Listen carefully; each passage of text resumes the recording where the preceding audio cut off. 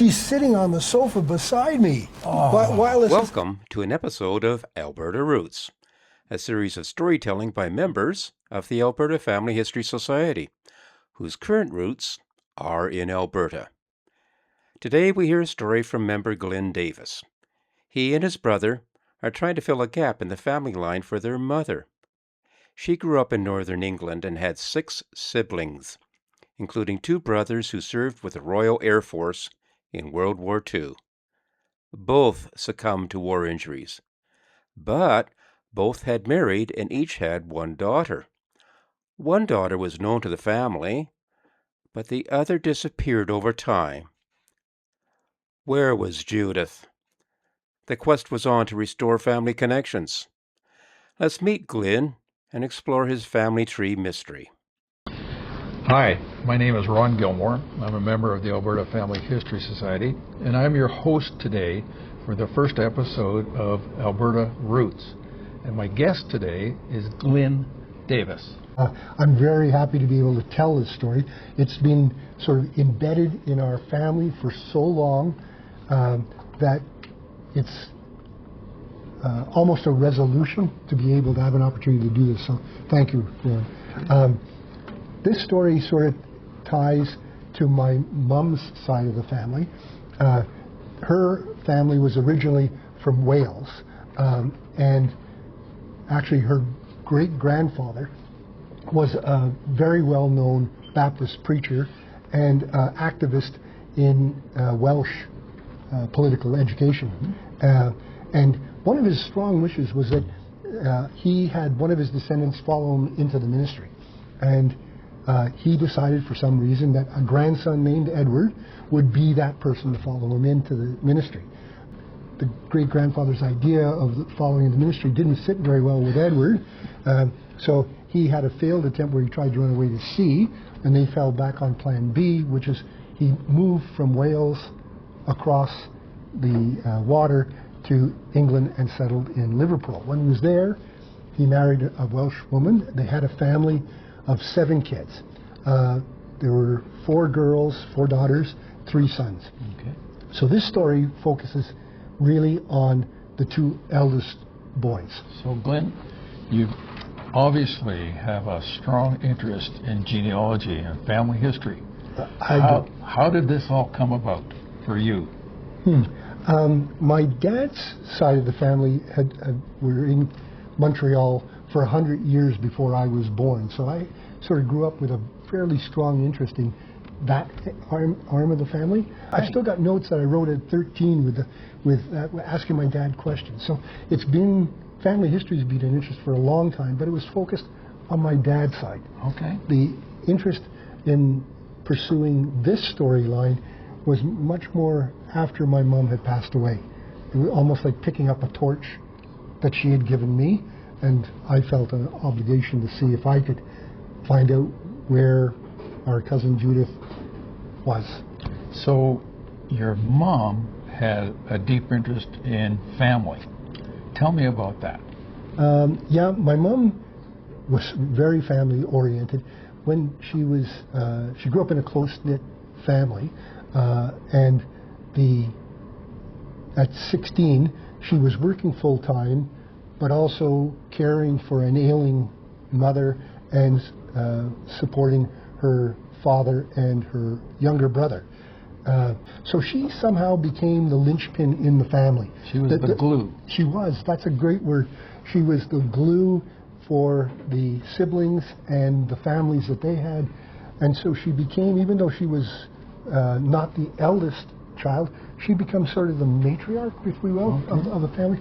So she always imbued with us a strong sense of connection to it, even though the family was in the UK. So your mother survived World War II. She did indeed. Yeah. Fortunately. How did that work? Well, my dad was a classic example of a Canadian citizen soldier. He was a printer. War broke out. He volunteered for the artillery. He volunteered to serve overseas. They shipped him to Britain. And on one of his leaves, he ended up going to Northern England. Now, exactly how they met, I'm not sure, but he had the good fortune to meet my mom, and they ended up getting married, and very quickly after that, my dad was shipped overseas to the Italian campaign and was gone the rest of the war. But as a result, my mom was a war bride, and so at the end of the war, she was ending up, through Canadian government sponsorship, she was brought over to Canada, and then all my brothers and I were born in Canada. So she came to Canada as a war bride. That's right. But the rest of the family remained in England. Yes, that's right. Her siblings. Yeah. Okay. She was the only one who immigrated.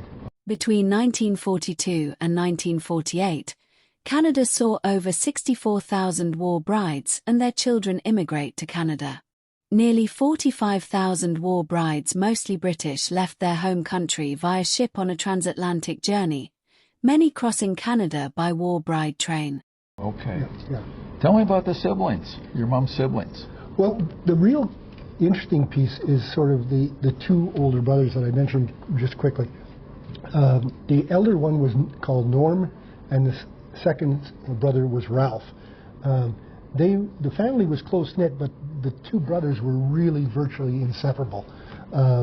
They had the same blended circle of friends. They enjoyed the same games and sports, and they shared a passion in wanting to become professional chefs, which is something their mother had sort of inspired. My grandfather's business, when he moved over to Liverpool, he was starting to build houses. He became quite successful at that, and at some point, he moved the family from Liverpool across the River Mersey to the other side, where the communities of Wallasey and Birkenhead were.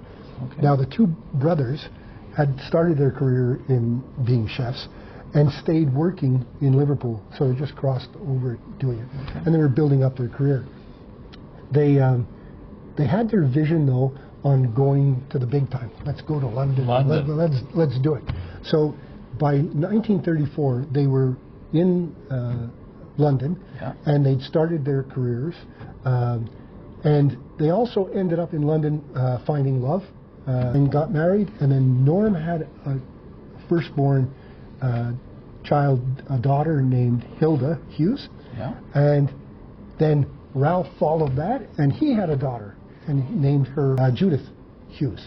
So their life had followed this incredible parallel in interest, in sports, in careers, in where they worked in Liverpool, relocating to London. And so they were pretty much well established. And then World War II broke out. Wow. And that changed everything. A lot of men wanted to go into service. My two uncles, Norm and Ralph, wanted to be with the planes, as the saying was at the time, and so they both joined the RAF. As it turned out, Norm was fairly quickly shipped to North Africa and as a leading aircraftsman, and he was serving there. And when war broke out, the Allies were not really well prepared for war, and the air forces in particular had a shortage. So in response, they created what they called the Commonwealth Air Training Plan. Correct. And by 1942, Ralph, who was in the RAF, was stationed with number 5 Squadron RAF in Moncton, New Brunswick. And so those training stations were all across Canada. Canada trained thousands of pilots for the Royal Air Force. And, you know, it was a special point of, I guess, emotional attachment for our family, that in fact, that funny little coincidence that Ralph had come to Canada to have this advanced training. So that's 42, he's training. Along comes 1944. By then the war is shifting more in Britain's favor. People are starting to feel better about the prospects, etc. You told me a comment that one of the brothers made about trading something for bullets. Oh, yeah. When he was in Moncton, New Brunswick with the RAF, somebody was looking through his personnel file, I guess flipping through it, and they noticed that he had culinary training. He's a chef. Exactly. And so, apparently he was fond of saying, well, that was it. That was the end of the air crew. and he had these quips that apparently he was fond of. One was that he'd gone from from dealing with bullets to bangers, sausages, or that he'd been had a promotion to command. He was now head chef. So he had this good-natured response to it, and apparently that good nature was really part of his personality. But by 1944, when the war was starting to turn, the general feeling in Britain was that things were going well, but the family, our family, ended up getting some crushing news. It was Christmas season of 44, and on Christmas Eve, the family received news that Ralph had succumbed. Succumbed was a word they used for, I guess it was better than saying died. In any event, that Ralph had succumbed, and that was really Christmas Eve. So it was particularly powerful blow. The war actually comes to an end, and the family thinks, okay, it's over, our losses are behind us, etc. And then, with incredible, cruel irony, Christmas season, December 24th, Christmas Eve, they receive notice that Norm has also died. So the two brothers both pass on Christmas Eve, 1 year apart. 1 year apart. And their life was so full of parallels in their friends, their sports, their careers, joining the RAF, and then the irony that they ended up dying on the same calendar date, Christmas Eve. So it left a shadow. Let's call it that, a shadow over the family. And the family was concerned about Norm's widow and daughter, and Ralph's widow and daughter. And so there was a big effort to try and stay in touch, etc., from northern England to London, where they were, because Hilda and her mum have actually stayed through the war and in London and gone through the Blitz, and the V-2 rockets. So the family made a concerted effort, and that worked out really well. They stayed in touch, very supportive, and they became an important part of our extended family. It didn't work out quite the same way with Ralph's widow and child, Judith. After the war, contacts started to become a little more irregular, a little more uneven. The family sent letters, and some of the letters started being returned. They sent telegrams. They didn't get delivered. So contact is broken. And I'm not exactly sure. Sometimes the family would speculate maybe it was the trauma of war and loss. We never knew. Don't know. But the bottom line is that contact was lost. But my mom's siblings really wanted to end up maintaining that contact. So when anyone was going down to London, they would go down, they'd make inquiries, they would knock on doors in the neighborhood, they would talk to shopkeepers in the area that might have served them. They posted notices in churches. Nothing, no success on it.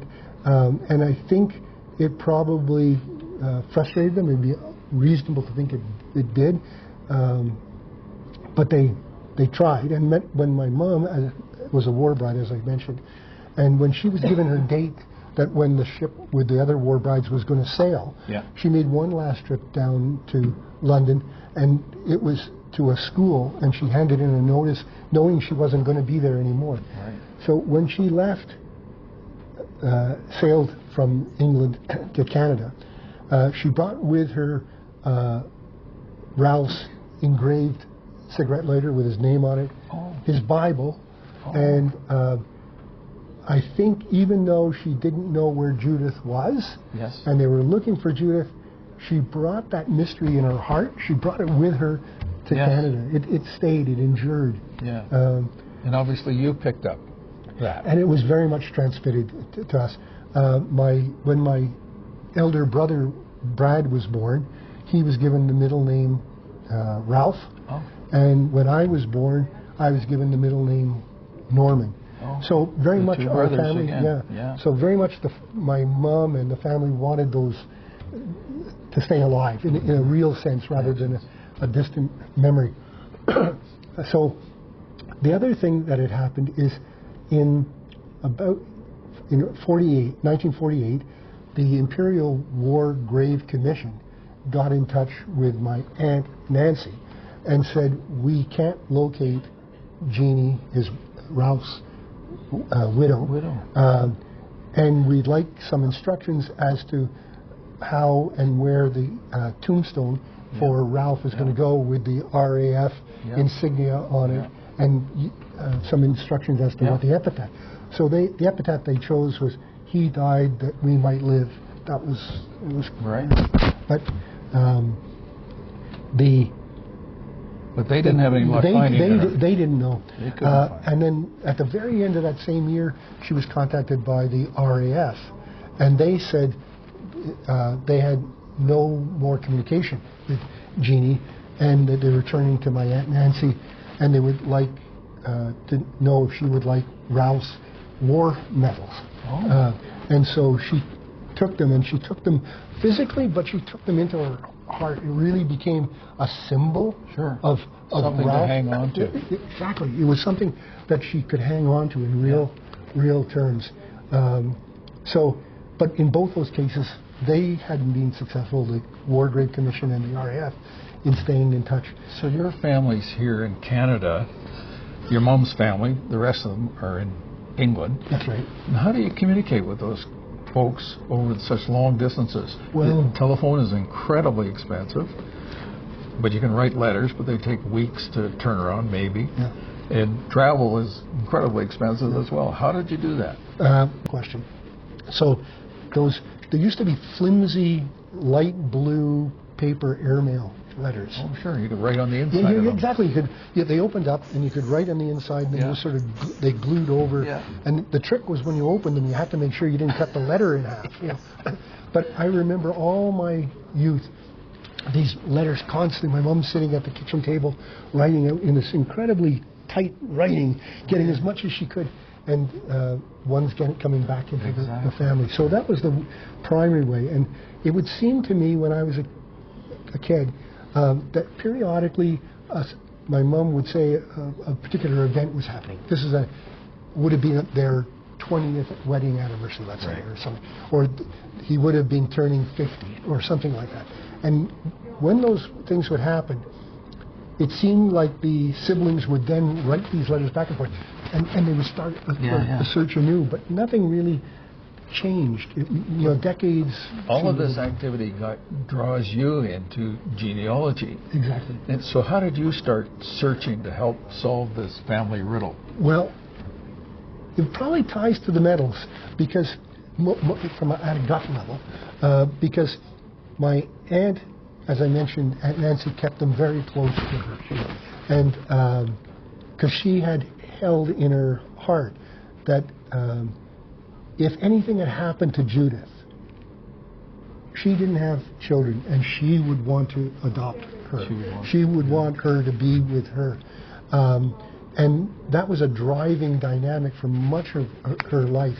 And at times the family would think, okay, well, maybe Jeannie, the widow, had remarried. Maybe Judith was in a blended family and she's not happy.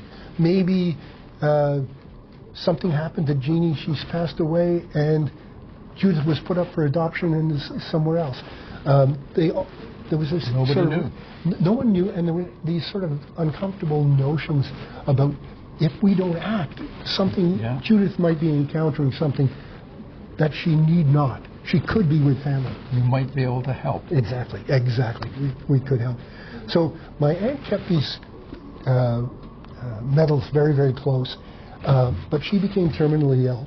And when she became terminally ill, she decided that those medals would be best preserved if they traveled the 7,000 plus kilometers from England to Calgary, where my mom was, and my mom would be the custodian, I guess, of those medals. So when my mom got ill and died in 1984, she gave them to me.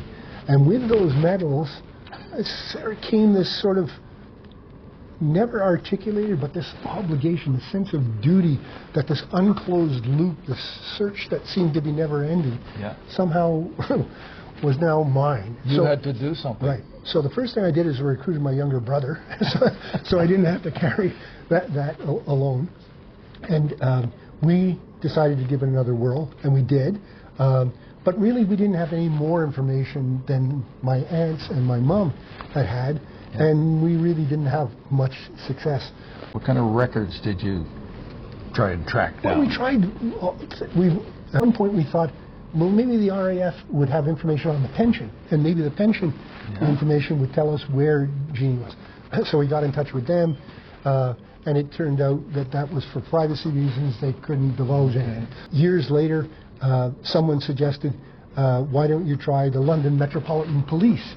So we reached out to them, and they had privacy guidelines that they advised us very politely that they couldn't do anything, unearth things, and best of luck. And then we also ended up looking at telephone directories. Now, the surname is Hughes, which is... There's a few of those. I was just going to say, it's more than just common. So what we would do is go through it and go, is there anything that... They had, Ralph and Judith and Jeannie were in Chelsea, district of London. So we'd go and we'd sort of go, can we get any indication on streets?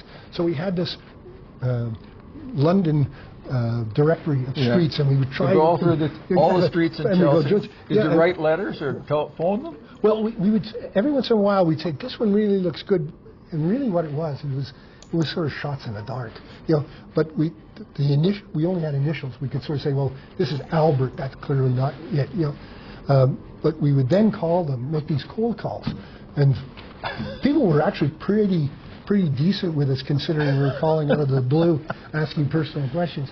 But no luck. No luck. Again, no success.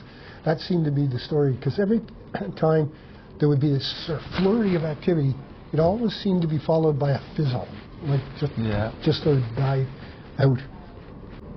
We hit a different marker when my niece, Allison, that's my brother Craig's daughter, she had picked up this passion, this sort of generational thing and as a third generation picking up the quest to find Judith, she brought new energy.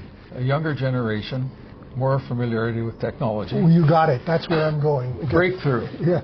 Well, not quite a breakthrough, but it was a huge lift to us. Like a new technology, it had access to the internet, had global databases that were integrated. So she was able to do in hours what would have taken us many, many months with lots of frustration, and then periods where you basically sort of say, enough frustration, I got to stop and leave it for a while. So she was a huge help. She found lots of information about our family history, but no new information about Judith. Not Judith, but... No. And then we, like many people, got caught up with the excitement of DNA testing. Right. And that's where we began to finally start to see a light. So do you take the test? Did you spit in the tube and send it away? We did indeed. Craig, Allison, and I, all three of us did it. And in the end, 9 other family relatives did it, so we could have cross-referencing of it. And we got lots of family clues, but to other branches, nothing that helped us with Judith until there was in 2016, Allison noticed that there was a little green leaf on our ancestry file, which indicates you've got a hint. And when she looked at it, there was a woman who was in England, and she had a family tree that seemed to have Ralph Hughes on it. And that's why the ancestry system had put it together. Allison looked at it, and there was nothing there that immediately registered, but they got in touch with this woman, and they communicated back and forth, and slowly they sort of tried to piece things together. And they determined that it was not related by blood. She wasn't the DNA match, but she was related by marriage. This was Jeannie's branch of the family, Ralph's widow's branch of the family. But it was the first time we had anything that sort of connected us to another link. It didn't go very far, but it was heartening for us. And then about a year later, in 2017, Allison and I were in the habit of constantly checking all those family members and their match you get DNA. new ones all the time. Exactly. And with 11 people, it was sort of like a big task, so we would divide it up. And then one day, she noticed that there was a new match for a woman named Karen Box. The name didn't ring a bell. We didn't have any sort of link to it. But what was remarkable is that the centimorgan count for Allison was it was a second cousin once removed, so fairly high. That's a very close connection. Especially since we'd done so much family history, we sort of knew where this person didn't belong anywhere else. You've got a hit. Now how do you pursue that?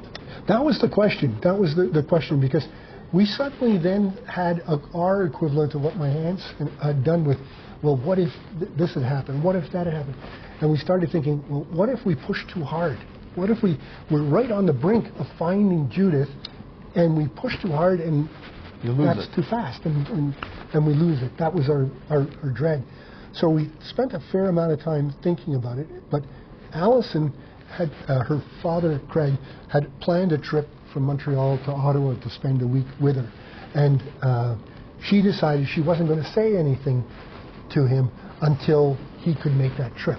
But in the meantime, my cousin Hilda in London, she got into the process, and she started going down to Kew Gardens, where the records for the electoral rolls were. And she started going through all the people that were named surname Box.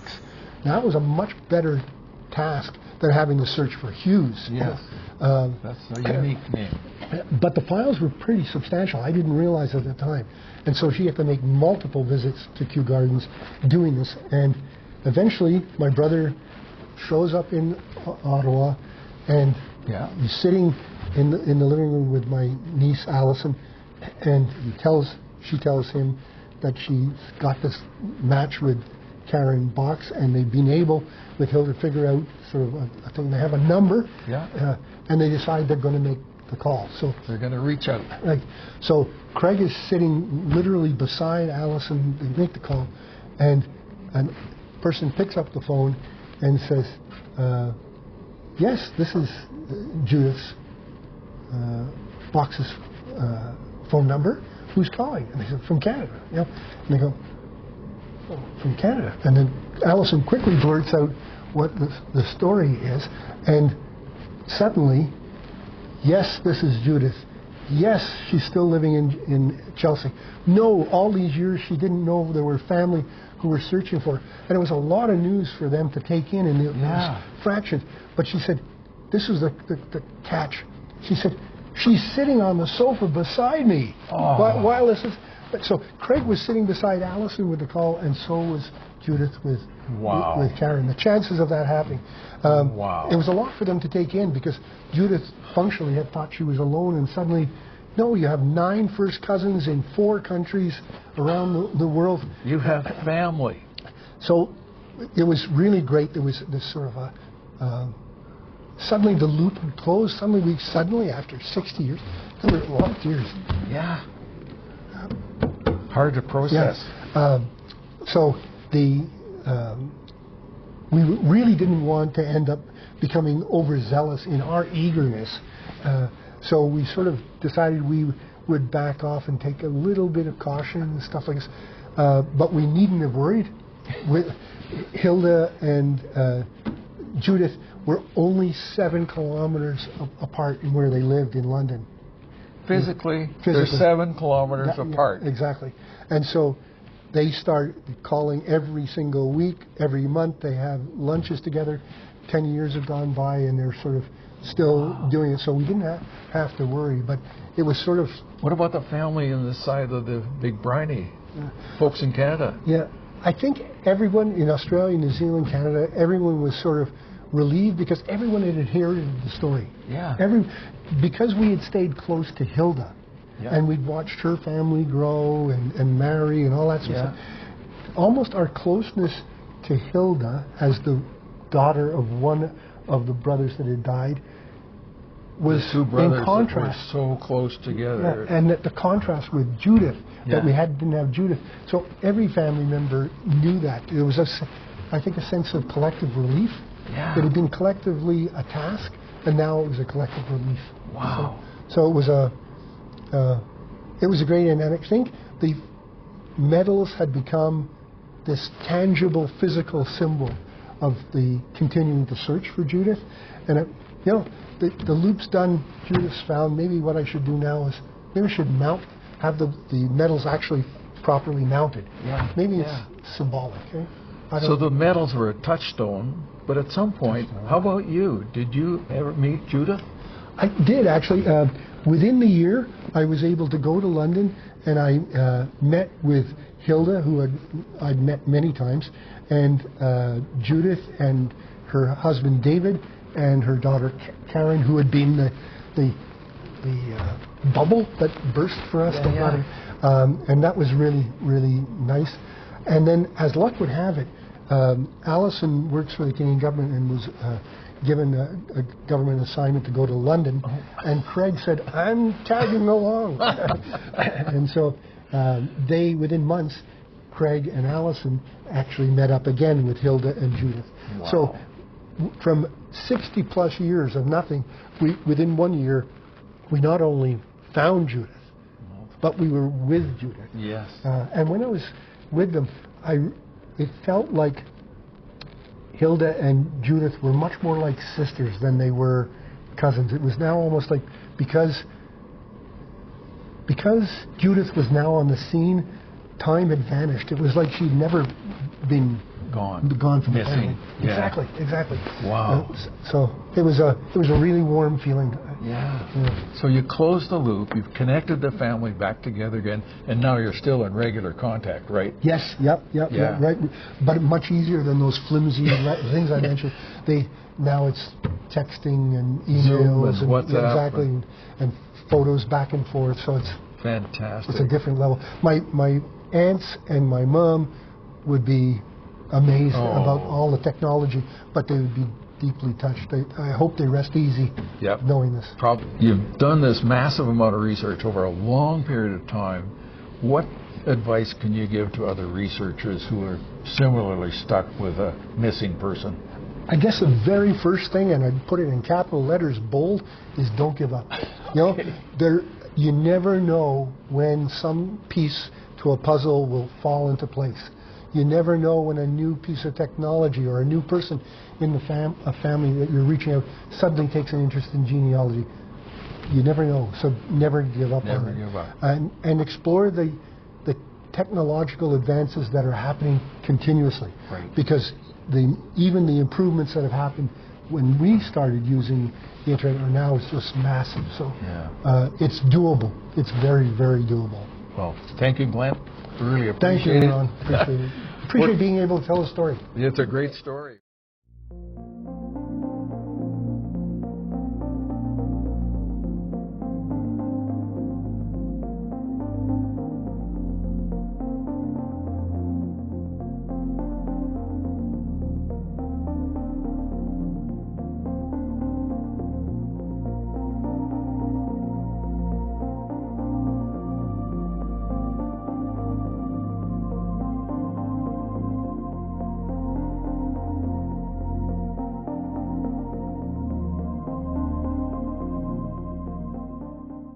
Quiet on the set.